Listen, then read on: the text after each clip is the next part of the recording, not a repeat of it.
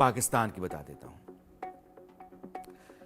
इस्लामाबाद में एक यूनिवर्सिटी है कायदे आजम, और वहां के एक प्रोफेसर हैं डॉक्टर अदनान बुखारी। उनसे एक एक्सपर्ट हैं कमर चीमा, आप जानते होंगे, सोशल मीडिया पर, हिंदुस्तान के टीवी चैनलों पर, यूट्यूब पर उनके वीडियो आप देखते होंगे। तो कमर चीमा ने बुखारी साहब का इंटरव्यू किया।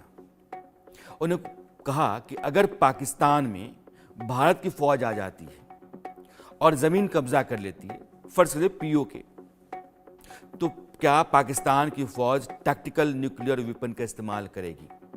टैक्टिकल न्यूक्लियर वेपन का मतलब यह होता है कि वैसा परमाणु हथियार जहां आप गिराना चाहते हैं, जिस जगह को तबाह करना चाहते हैं, उसी को तबाह करता है।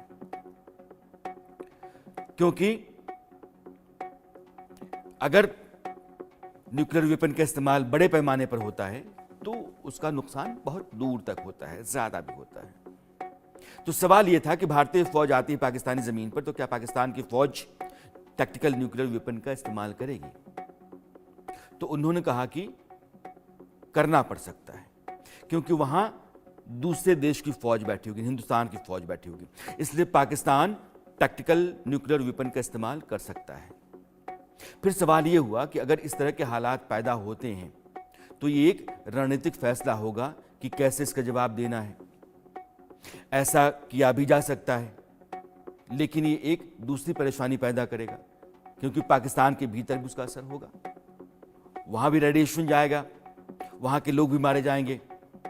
तो उस पर प्रोफेसर बुखारी ने कहा कि अगर पाकिस्तान अपनी ही जमीन पर इंडियन फोर्स पर हमला करता है तो भारत की जो 2003 की न्यूक्लियर डॉक्ट्रिन है उसको मौका देगा। अब 2003 का जो न्यूक्लियर डॉक्ट्रिन है इंडिया का, वो कहता है कि इंडियन मिलिट्री के ऊपर दुनिया में कहीं भी तबाही वाले हथियार इस्तेमाल किए जाते हैं तो भारत उसका जवाब देने के लिए खतरनाक परमाणु हथियारों का इस्तेमाल कर सकता है। ऐसे में भारत परमाणु हथियार से पाकिस्तान में बड़ी तबाही मचा सकता है। हालांकि भारत परमाणु हथियारों के पहले इस्तेमाल ना करने की बात लगातार कहता रहा है, लेकिन हमारा डॉक्ट्रिन इस बात की इजाज़त देता है कि हमारी फोर्स के ऊपर अगर न्यूक्लियर वेपन की तरह के खतरनाक हथियारों का इस्तेमाल होता है तो फिर भारत भी उसका जवाब उसी लहजे में देने के लिए स्वतंत्र है। जापान में और हिरोशिमा में, जापान का जो हिरोशिमा और नागासाकी दो शहर थे, 1945 में वहाँ जो परमाणु बम गिरे थे वो टैक्टिकल न्यूक्लियर वेपन के तहत ही गिराए गए थे, और 15 से 25 टन की क्षमता होती है जो बम होते हैं, और जिस आबादी पर गिराए जाते हैं वहां वो तबाही मचा देते हैं।